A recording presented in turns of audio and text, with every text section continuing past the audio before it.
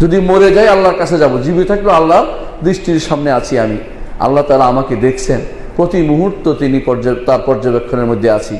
আজ অনেকে ক্যামেরার ভয়ে অনেক কিছু করে না, ক্যামেরার ভয়ে অনেক কিছু করে না। সে আল্লাহ তাআলা তিনি দেখছেন এই চিন্তা সে করে না। আল্লাহ তাআলা তাকে দেখছেন এই চিন্তা করলে অনেক কিছু থেকেই সে দূরে থাকতে পারত। একজন তাবেঈ বলেছিলেন ইমামকে যে আমি গুনাহ করতে চাই।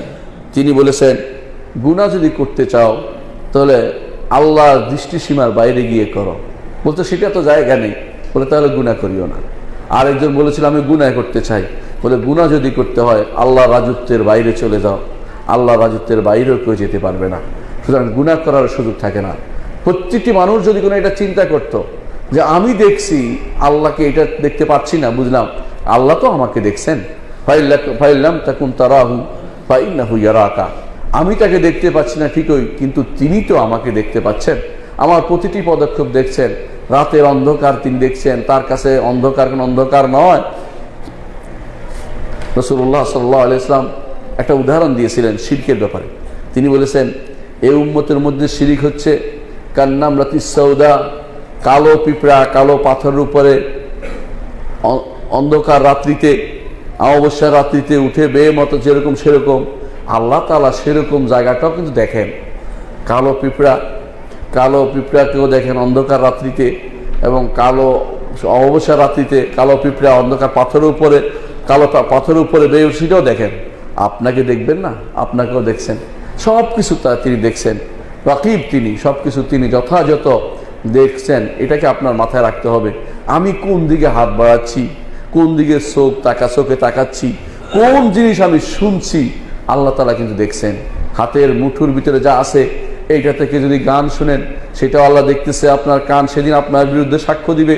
সেদিন যদি আপনি মুখে কিছু বলে থাকেন, সেটাও সামান্য কিছু করে থাকেন, সেটাও আপনার বিরুদ্ধে সাক্ষ্য দিবে খারাপের মধ্যে বলে থাকলে।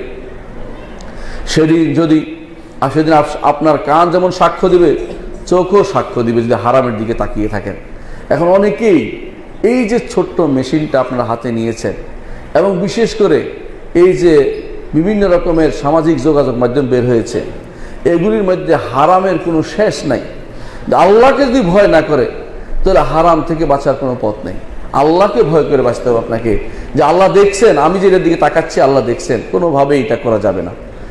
আর ওদের অ্যালগরিদম মতে আপনি যদি একবার তাকান কোনো নারীর দিকে, ওইটা নারী দিয়ে ভর্তি করে দিবে আপনাকে।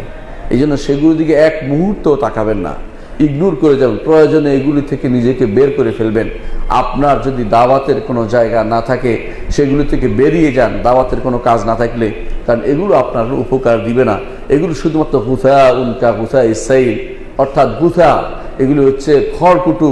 যেভাবে বানে বাসা খড়কুটু এসে মানুষকে কষ্ট দেয়, ময়লা যেভাবে আপনাকে কষ্ট দেয়, সেগুলো এসে আপনার ঈমানকে নষ্ট করে দিচ্ছে।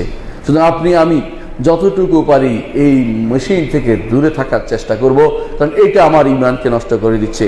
এর কারণে আমার চোখ আল্লাহ তাআলার জন্য একান্ত হতে পারছে না, আমার কান আল্লাহর কোরআন শোনার জন্য একান্ত হতে পারছে না, আমার চোখ দিয়ে পানি বের হচ্ছে না, কারণ এগুলি আমার অন্তরকে ক্ষতিগ্রস্ত করে